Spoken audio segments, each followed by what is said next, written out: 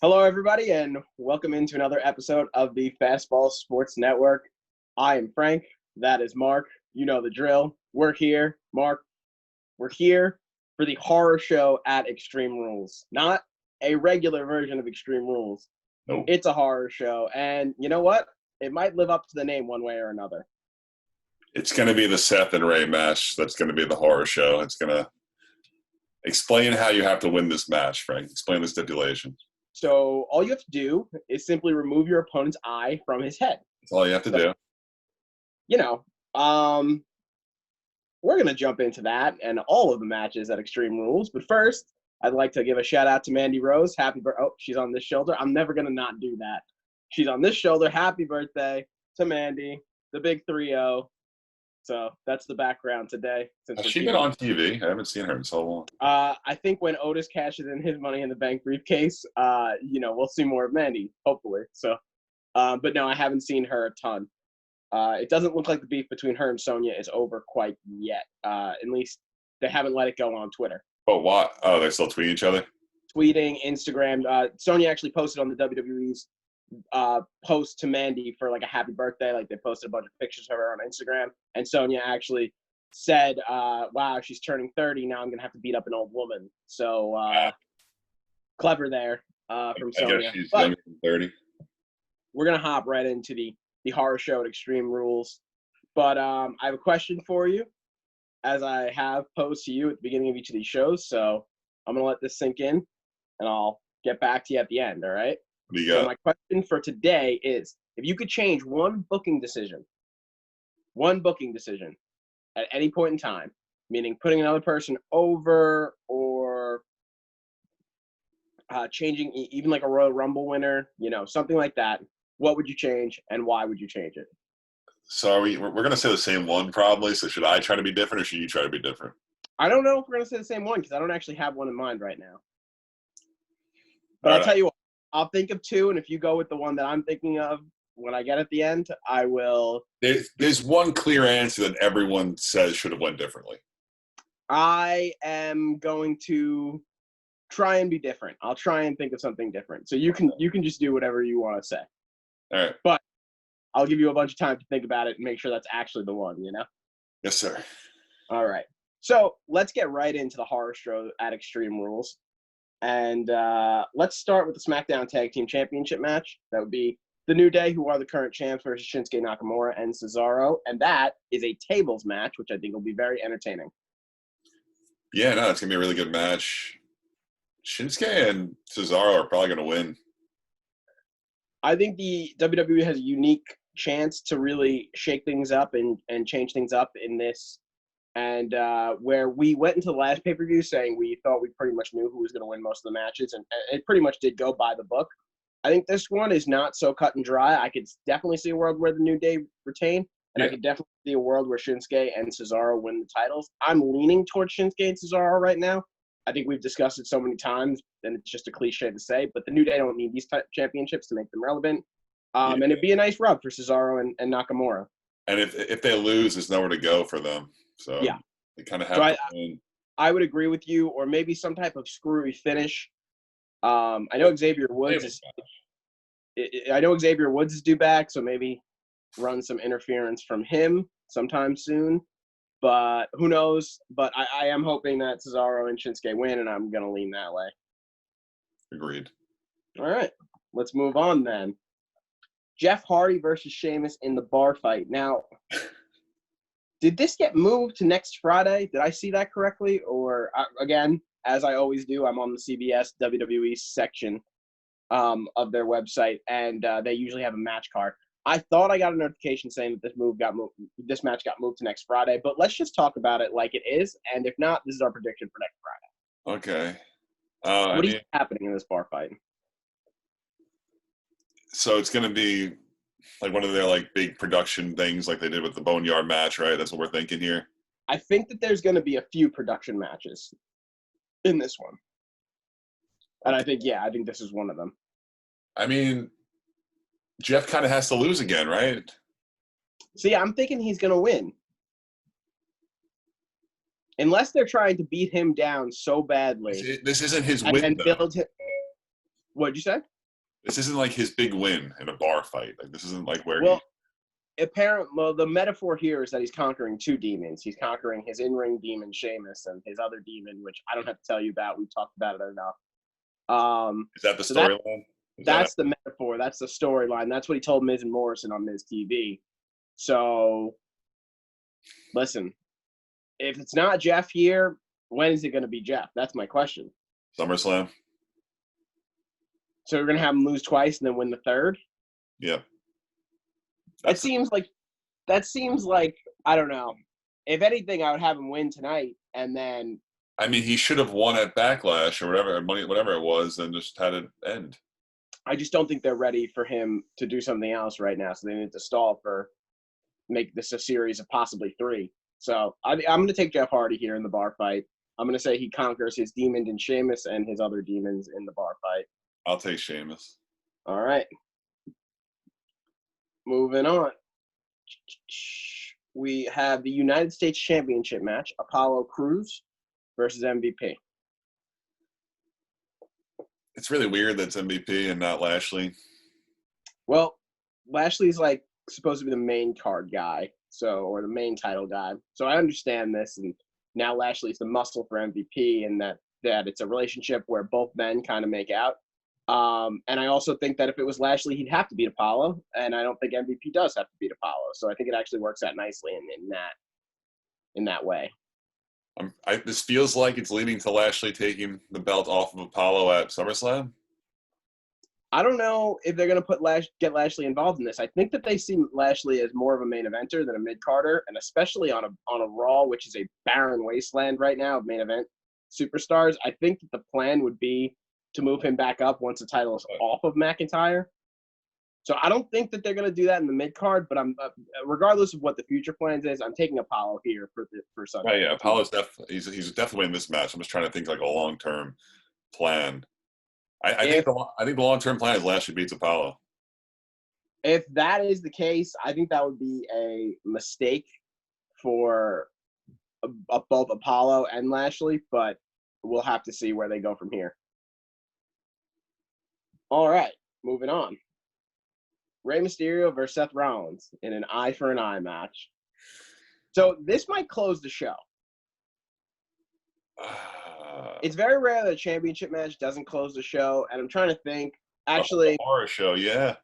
I think Bray Wyatt's compound match is gonna close the show. Now that I'm thinking about it, because I think that's gonna be one of the special ones. Yeah. Like special cuts, and I think that'll possibly close the show.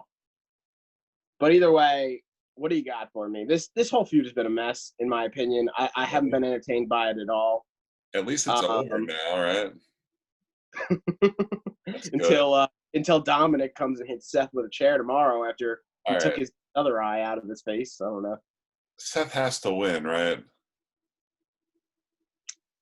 Yes, I agree with what you're saying, but does he have to win? No. The answer to that question is no. Seth Rollins doesn't have to win. He can wrestle with an eye patch or whatever. Well, but I think Seth should win. If that's your question, then yes. I believe Seth Rollins should win this match. And I think it should be a squash.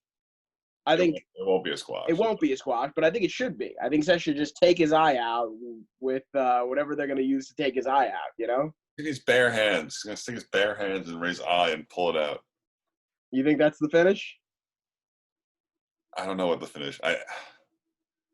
I think they're going to have like a blood packet or something go off and just have like red everywhere. All right. I don't know how they're going to edit this out or CGI this to make it look good, but I have to say the one department in WWE that's been killing it is the people that have been cutting the matches that are away from the arena. So this one's going to be in, so we'll see how they do with that. You know what they'll probably do? They'll probably have the camera like to raise back, and then like they'll show Seth like yank it out, and then like put Ray on the floor and just blood everywhere, gross, and then like have like Seth hold up an eye, like a fake eye. That's probably what's going to happen. Or they'll have Dominic hold up Seth's eye. You never know. That'd be bad. That'd be really bad. Yeah, I don't really know what the end game here is for Seth Rollins, and quite frankly, I don't really know what the end game here is for Rey Mysterio either. It's apparently he's wrestling on just like a He's not contracted. yeah, he's not contracted, so he's just freelancing right now with WWE for this story, apparently. So this might be a way to write Ray and his eye off of television, and possibly Ray's eye off of WWE TV forever. Who knows? I guess we'll see. But I am taking Seth Rollins in this match. I think it's his to win. But would I be absolutely shocked if Rey Mysterio somehow found a way to rip Seth Rollins' eye out? No. But after the way Raw went down, where the way Kevin Owens beat Seth Rollins with all of them jumping into the ring, I think that's the right way to go. Yeah, no, we're on the same page with Seth winning. All right. So, the SmackDown Women's Championship match, which is Bayley versus Nikki Cross. Now, this to me is lock of the night. Lock of the night. Yeah. This is Bayley's match to win. She's not dropping the belt to Nikki Cross. I like what Nikki Cross has done, but I think that this is Bayley 100%. Yeah, no, this is one of the safest matches for sure. I think she's going to make Nikki Cross look really good in the process, but I think Bayley's going to squeak it out in the end. Like, not actually squeak it out, but like perceive, like kayfabe squeak it out. Yeah, it'd be interesting to see if like Alexa gets involved or if Sasha gets involved with this. We'll see what happens. That's a great transition. Sasha Banks. Let's head right to Raw, to the Raw Women's Championship match. We've got Asuka versus Sasha Banks. Asuka, the women's champion. Again, I can't really see Asuka losing this match. She won't, but she should. I disagree. I say just go all in. I think that when the eventual Sasha versus Bayley thing happens, you know what would be a good spin on this? If Sasha helped Bayley win her match, and then later in the night Bayley wasn't out there for Sasha because she was like tired or injured in the back, I think that would add to their storyline more. Yeah. Sasha having a belt just makes them both happy, and there's no reason for the two of them to eventually feud. And plus, we're getting closer to SummerSlam, so if this feud is going to have a payoff, or if we're going to get the Sasha Banks-Bayley feud that we perceivably want and perceivably are about to get, I think it needs to happen at SummerSlam, because that's a SummerSlam caliber match. They're not doing it until you get the fans. They're not going to do it until you get the fans. No shot. I think that they might be waiting a really long time to do it. They might have to, but I mean, the work they're doing right now is great. Like the best friend thing, so it's fine. They can just keep doing a little like tension here and there, and then wait until people are there to do it. Is that something you read, or is that just something that you're thinking? I'm just pretty confident they won't do this with no one in the crowd. All right, we'll see. I think that huge storyline that's been building for years. Well, I think that if they don't do it at SummerSlam, then you could be onto something. But if they are going to do it anytime soon, it would be for the next pay-per-view. But as far as just this match goes, I think Asuka needs to win more than Sasha to make her just maintain this women's championship role. Because once Charlotte gets back, we know that title's not safe around anybody's waist. But we like to believe that Asuka has a chance to beat her the next time that the two of them face off against each other.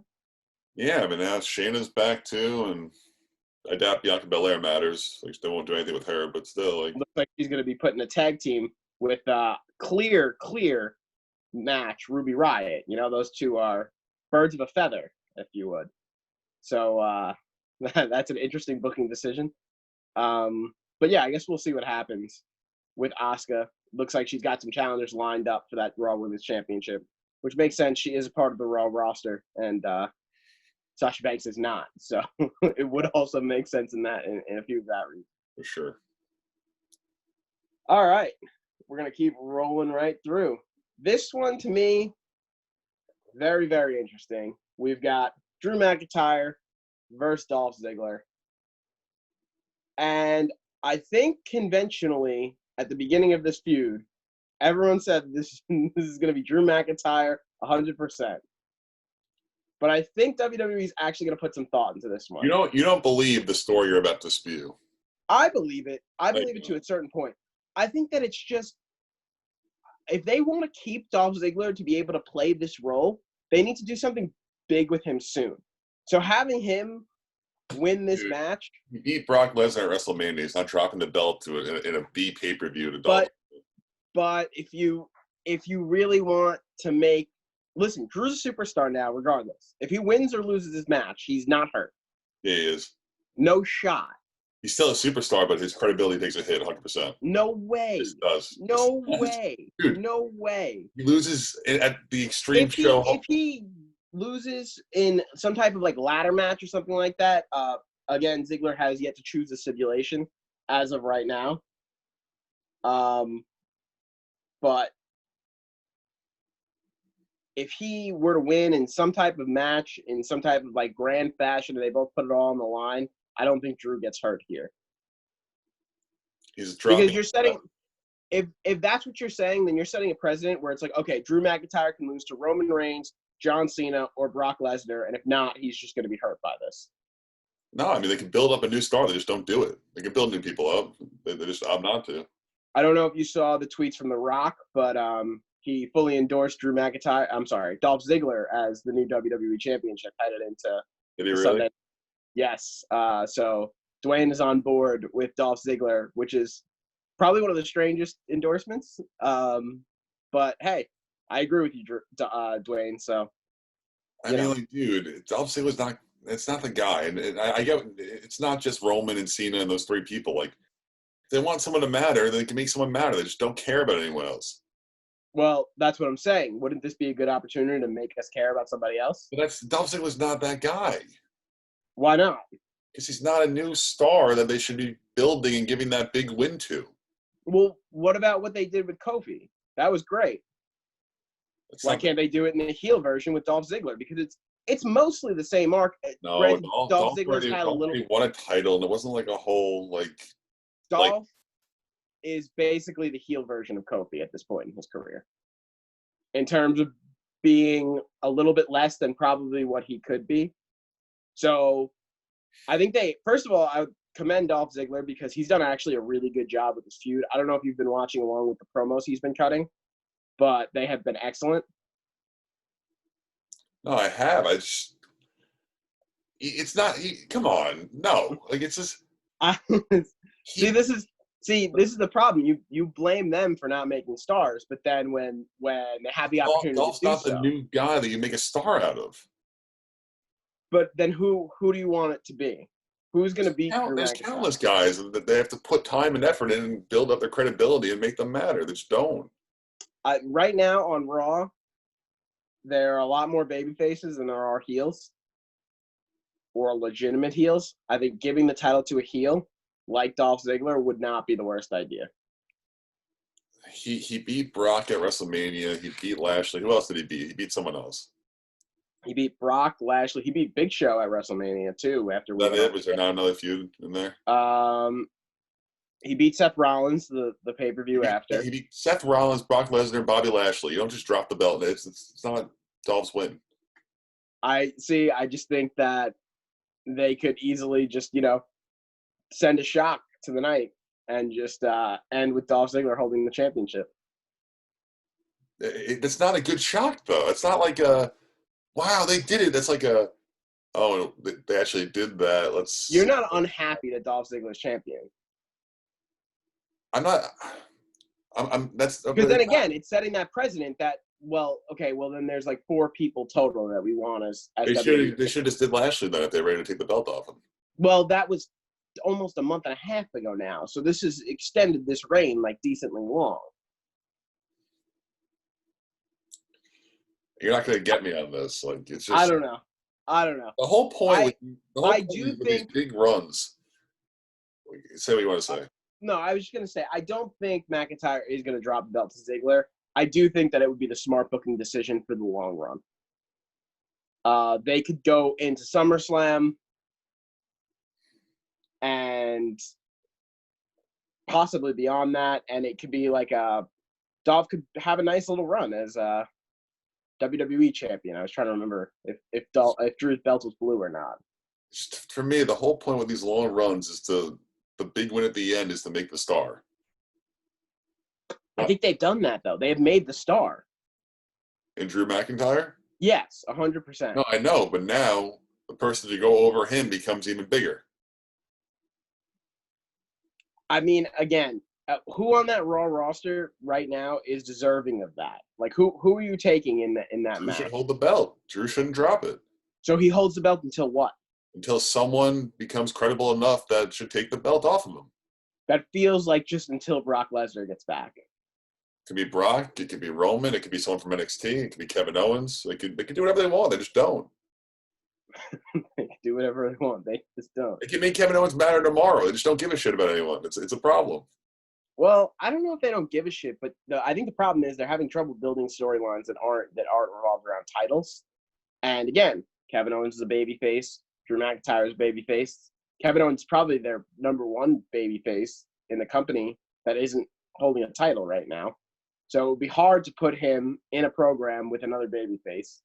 So Yeah, but I they're think both like not straight baby. They're both like tweener. yeah, Like they could turn either one of them, but I think the crowd is behind both of them. Well, actually, we don't have a crowd. We know the crowd will always be behind Kevin Owens. I would say Kevin Owens is the favorite there for sure. I'm pretty sure McIntyre would still garner some type of, I don't know. But the WWE crowd is notorious for turning on a dime. Look what they did to Seth Rollins a year ago.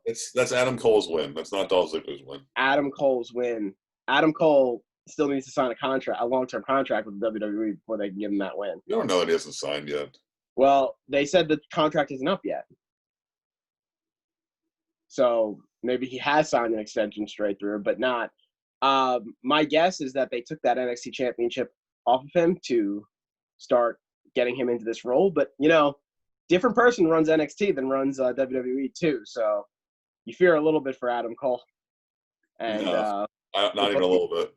Listen, guys like Balor, No, Owens, Sami Zayn, they've all fallen.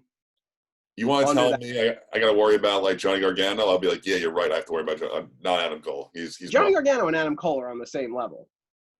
No, but I could so see Gargano doing nothing when they call him up, but like not Cole.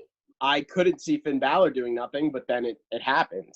So Finn Balor was the first Universal Champion. He blew out his shoulder. Yeah, and then what happened when he got back? They didn't believe him anymore. He blew his chance because Seth hurt him. That's how they operate. But that's what I'm saying. Like what? Okay, so what if the same thing happens to Cole? He wins. He beats Drew McIntyre. He wins the WWE Championship, and then he breaks his arm, and he comes back 6 months later, and he falls by the wayside. That'd be astronomically bad odds. But I'm just saying, like, if he's literally, I think if you had to compare both talent wise and hype wise, Finn Balor is probably the guy you look back on and say, okay, this guy was as hyped as that. Possibly Kevin Owens, but Kevin Owens is a little bit different in the fact that I don't think they ever planned for Kevin Owens to be a world champion like so many times over. He was more just going to be one of those guys that was great in every feud that he kind of was in. Dude, Finn's not a good example for a guy they wasted, though.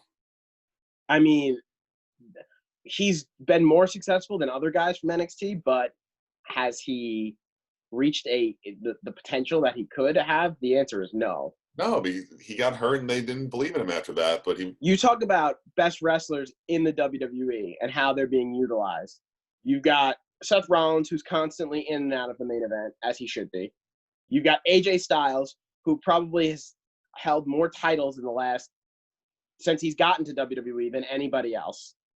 And then you look on that list, and your next guy is most likely Finn Balor, Johnny Gargano, Tommaso Ciampa, all in NXT right now, and Adam Cole. So, I don't know. I think that. Well, like he was like a super credible guy. He was in a lot of storylines. He had a feud with Brock. He had multiple like mid-card titles. Like he was not in the class of like, wow, they really dropped the ball, in my opinion. Yeah, I mean, listen, the guys that have been successful in WWE from NXT tend to have stuck around for a little bit more time. But you can think of countless guys that they've just like botched that were going to be big stars. I think they should have done the Demon with him too, like a lot more. They only did like 3 times, and like it should be a once in a while thing, but 3 times in 5 years or whatever is not good. Well, he's got to win to bring out the Demon, and it appears like they never want him to win. So I think that's part of the issue with that too. he kind of has a ceiling now after he got hurt. They see him as like an upper mid card. That's just how Yeah. it is. Yeah. All right. Let's move on to the final match of the night, or our final match on this card. It is a Braun Strowman versus Bray Wyatt in a swamp fight. Now, if I told you this match was non-title, would you believe me? Is it? It says on this card that this is a non-title match. Do we even care? I mean, I guess that gives Bray a chance to win if it's a non-title match. I think you're right, but at the same time, they're not fighting for the title. Why are they not fighting for the title? The only perceivable, if Bray doesn't win this match, then this is a ridiculous stipulation. I guess because, you know what I mean? Like if Braun wins and this is a title match, then this is ridiculous. I guess it's because they're not going to be fighting like in a ring. They're not going to be trying to pin each other. They're going to be like wrestling in a swamp. So like they're not going to have like a finish. So you think it's going to end like by KO or something like that? It'll be like Braun power slamming Bray like into the swamp water or something. Like, you know what I mean? Like, where I guess it can't be like, oh, Braun wins. Braun's going to walk out of the shot and the show's going to end. Like the Undertaker holding up his fist and riding off into the sunset? I mean, it's been really obvious since this first started that it's going to be The Fiend at SummerSlam. Yeah. I think that this feels this. They should have just given Braun another filler. That match with Miz and Morrison was excellent. They could have given it another like younger type talent, not younger type talent, but a mid card talent. The chance to face Braun. This seems unnecessary. But if Wyatt Swamp Bray Wyatt wins, and then he goes to the Fiend, that doesn't really make any sense, right? Some people think Braun might turn heel, which I don't really know how that checks out either. Would it be a double turn? But like, the Fiend can't be. Would Braun be back into the Wyatt family, but as the Universal Champion? The Fiend can't be a face. No, definitely not. That's what I'm saying. Like, who is Braun turning heel on? Himself? Like, he like cut a promo. Apparently, it was like really good, like really sinister yesterday. I didn't see it yet. But, maybe if Braun's turning heel, then maybe that means Roman's due back. Maybe. He might have called in Vince and been like, all right, SummerSlam, I'm there. And then Vince was like, all right, we got to find a way to get, all right, Braun, you're a heel now. Sorry, brother. Maybe. Figure it out. Or maybe they're setting up Braun as a heel so Otis can cash in. You know? Otis doesn't even have the briefcase anymore. I don't know why you think he still does. He absolutely 100% does have that briefcase. I don't know where you would. Where is he? I haven't seen him in forever. He'll be there to cash in. He's gonna show up at the swamp, doing his little dance thing. He's gonna hit his worm, and then he's gonna pin Braun. How do you feel about that? I think there's no chance Otis is ever Universal or WWE champion. I don't like your odds. I'll bet you $20 right now on the Skype call. All right, deal. $20. Otis cashes in his championship, and he does hold the title up. But even if it's just for 5 seconds, I don't want to hear it. He will never be a champion. Otis will win the WWE championship. He will never be the main champion. Nope. All right, $20. He either loses or someone takes his briefcase and he like thinks it's like a piece of ham instead of a briefcase by accident, like some stupid dumb stuff. Or he wins. Nope. And then they take it off of him sometime sooner after. I don't know. I don't. He's not going to cash in against the Fiend. That's for sure. That's not something that I can foresee happening. So if the Fiend does get the Universal title back, that should be amazing. If he tried to cash in the Fiend just killed him, that'd be the best thing ever. You know what would be amazing? If he tried to cash in on the Fiend and he did it. Maybe that's how Braun turns heel. Braun and the Fiend go back and forth, fighting. The Fiend just edges out Braun Strowman after a low blow or something like that. The Fiend lies in the ring, dead. All of a sudden, you hear Otis's music hit. Otis comes in, runs down the ramp, cashes in his Money in the Bank briefcase, wins the belt, and Braun initially turns heel right there. Boom. Hits him with the power slam. But Otis is still champion, and I'm $20 richer. I'm not entertaining anything you're saying anymore. So what? I'm gonna take Braun. So are you, right? Yeah, the stipulation has me thinking that it's possible that Bray Wyatt could win a lot more than before.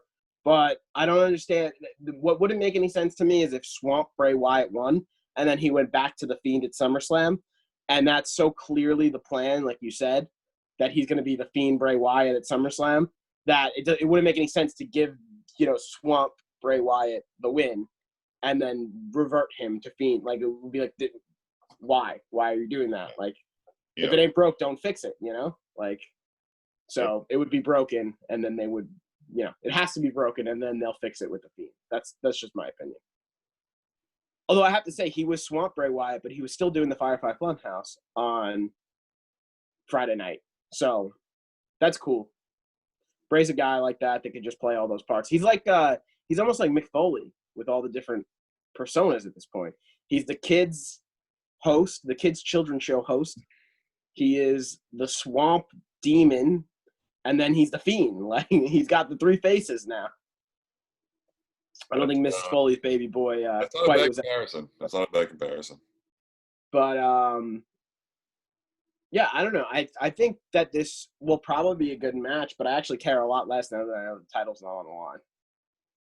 Maybe it is. It's really just the end that I care about now, like to see like how it ends or what ends or what happens. It's gonna be like the Fiend popping out of like the Swamp Water, like after Braun already left.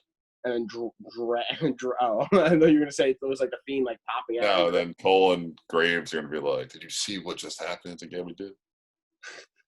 And then that sets up the match. Okay, I think that's it. I think we are tapped out on Extreme Rules. There doesn't seem like there's a ton of matches, but honestly, there hasn't been a ton of matches in the last two cards, and I think the last two pay-per-views have been pretty decent as I remember them. I've gone in short is better. I've gone in surprised and pleasantly surprised on the way out. So I guess with that being said, it's now time to answer my question. What is your booking decision that you think WWE got completely wrong? They should have went the other way. All right, I have two. I'm going to say one. It's seen to be the Nexus. That's like the big one. Okay. That's what I was thinking. Like everyone says that, so I'm going to say the other one instead. But I just wanted to mention that one. Mm-hmm. And it's Brock beating Undertaker. Brock beating Undertaker. Wow. I was actually thinking that, but then I was like, you know what? It helped make Brock the monster that he was today. No, it didn't. It didn't help Brock at all. No, it didn't. That launched Brock. It didn't. Brock was if you look back before that, Brock lost to Triple H. He lost to John Cena. Yeah, but after that, you're saying. After that, he was crazy. The guy who runs the show and John freaking Cena. Yeah, he lost to those two. I mean, listen, if we were picking Brock Lesnar versus John Cena tomorrow and there was no championship on the line, I'm taking Brock Lesnar. And if I'm doing the same against Triple H. I mean, I think that win launched him, and then he kicked the crap out of Randy Orton at SummerSlam, and he's had long title reigns where he's shown up 5 times. Brock didn't need that win at all. He himself, at the end of that match, whispers to the Undertaker, "Thank you." I think he's acknowledged that. He made that up. No, go look it up. That was Seth to Roman. No. Yes, no sir. No sir. When Seth cashes in, you're wrong on Brock and Roman. No. Brock Lesnar whispers to the Undertaker after the third F5 that he gives the Undertaker and rolls him up or pins him. He didn't roll him up. Brock Lesnar says thank you. Thank you to the Undertaker. Yes, look it up. I have to now. I mean, Seth is like infamous. He puts his head into Roman's shoulder and says thank you. It's really loud. Yeah, I mean, Brock is a professional, unlike Seth Rollins. No, okay. No, but that's Brock a thing. Was always a really big deal. That win. And I don't think he should have lost. I think Undertaker should have retired undefeated. But if he was to lose, it should not have been Brock Lesnar. There's a lot of other guys that should have been. I think that in hindsight, you're right, where like a lot more people could have used that rub. And if they would have just built Brock the same way they did post Undertaker match, like that he was like this beast or something like that just killed people and they gave him the title reigns. But I do think that he's the guy that broke the streak. My booking decision that I chose, I would not have had. I would have had CM Punk win that Royal Rumble. If you remember, that was his last match in WWE. They pulled him out. He was like concussed. And Roman Reigns won that Royal Rumble, if I'm correct. No, Batista won that Royal Rumble. Excuse me. Dave won that Royal Rumble. I think that having Punk win that Rumble would have set off a chain of events that would include Roman Reigns not being hated the way he is today because of his Royal Rumble win. I think that would have changed like a lot of the history of the WWE, giving CM Punk that win. So he wins that match. He goes on to face Randy Orton in the main event of WrestleMania. He definitely wins that match. There's no question about it. And then that sets off a completely different arc where CM Punk maybe isn't so pissed off, or maybe the same thing has just happened, but just like a year or two later. Who knows? But yeah, I think he won in the main event of WrestleMania. I really think that would have changed a lot in the WWE. He would have won that Royal Rumble. He would have main evented WrestleMania. Dave could have done something else with somebody else. The hate that DB wasn't being pushed at the time would have changed because everyone loved Punk. So it was like, oh, it's not Daniel Bryan, but it's CM Punk, so we're fine with it type of thing, where I think that built up a lot of the hatred too. And I also think Dave would have had a lot better of a return if he didn't win that Rumble. You know, I think people would have been like, oh, this is really cool. Dave Bautista's back, but he's not getting shoved down our throats at the same time. When he came back as like the face, it just didn't really work. And then he immediately turned heel like the next night. They were just like, all right, yeah, no, we're not getting him over, no shot. But I think they could have gotten him over had he not won that match and Punk was the winner instead. Like if he did what Edge did, basically, came out, put on a great show, made it to the Final Four, got eliminated by a John Cena type or a CM Punk type or a Daniel Bryan type, everyone would have been like, oh, Dave's back. That was awesome. He put on a great show. And then everyone would have been hyped that CM Punk won. Again, the Daniel Bryan hatred doesn't fill up. Although, again, that does mean that the Yes Movement doesn't exactly come to fruition then. I was going to say that was a really important moment. Like, so the Occupy Raw, the whole thing. But also that could mean that Daniel Bryan doesn't injure his neck the same way. So really history, that moment in WWE history is a huge one that had a lot of falling outs. Obviously, the immediate falling out was that was CM Punk's last match in WWE. And then Daniel Bryan got to take his spot against Triple H and subsequently forced his way into the main event at WrestleMania and won the main event at WrestleMania, which was a really special moment. So did WWE get it wrong? I don't think so. But I think they got that. I mean, I think they would admit to you now, or Vince would admit to you now, in private, obviously, not in public, that he got that booking decision wrong. Okay. But he made it work. It's really tough because it turned Daniel Bryan into like the biggest star that they had at the time. Yeah. I mean, if you remember, Daniel Bryan did fight John Cena for the WWE Championship or the WWE World Heavyweight Championship, the both championship. And he won that match, and then Randy cashed in on him. So at this point in time, DB was seen as an upper, guy who's going to jump back from the main event to the mid-card, kind of the way he is right now. But you're right, that did launch him into superstardom, but also his launch into superstardom had seen him get injured and forced to retire for so many years at the time, too. So, I mean, listen, we'll never actually know. We'd have to live that reality, and we don't have the luxury of doing that, but that was the one that I chose. Sure. And yeah, John probably should have taken the pin from the Nexus, but honestly, who cares? Dude, I mean, Wade Barrett could have been a star if they did that right. What was Ryback's name? It was like Rex or something. He was Skip Sheffield. Skip Sheffield, yes. Who else? It was McGillicuddy. Slater, David Otunga. Curtis Axel was McGillicuddy. Yep. Mike McGillicuddy. Yeah, listen, I mean, we saw what a lot of those guys had in singles runs at some point in time. They tried with Curtis Axel. Wade Barrett was a decently big deal. He could have been like a star, though, if he went over Cena. Do you really think you really think he could have been like a guy, like one of Yeah. the guys in WWE? Yep. I don't know if I ever saw it. I think he could have been like what Sheamus is kind of now for the WWE, where if they need him for a main title thing, they'll put him there, and he'll most likely lose unless it's a situation like Roman where they just needed like a mega heel to like get him over. He like had something about him though. He like had the look, and then he had the group behind him. It worked. If they win, we might never get Bad News Barrett though, which is one of my favorite characters of all time. So Yeah. Okay. and then obviously John Cena gets buried. You know, you can't we can't have John getting buried like that. Yep. Yep. Yep. But yeah, that's gonna pretty much do it for us today. Unless you got something else.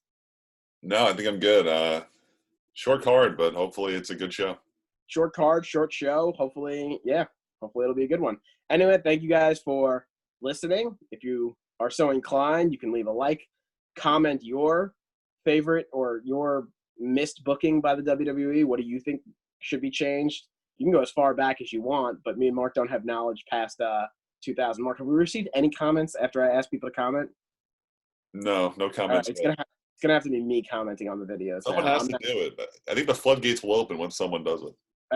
That's what I'm saying. The first person's probably just shy. So if it's you, we'll be thankful. Actually, if it's you, we'll have you on the Zoom call at some point in time. All right, Sure. There you go. So first person to comment, we'll get you on the Zoom call. And yeah, that's pretty much gonna do it for us. Keep it locked here on the Fastball Sports Network. It's been a slow few weeks for us. Mark just started a nice new job, so he's been worried about that. But we will be back with our content once his schedule kind of gets nailed down. And yeah, anything else? No, I'm all good. Thanks for All listening. right, thanks for watching, guys.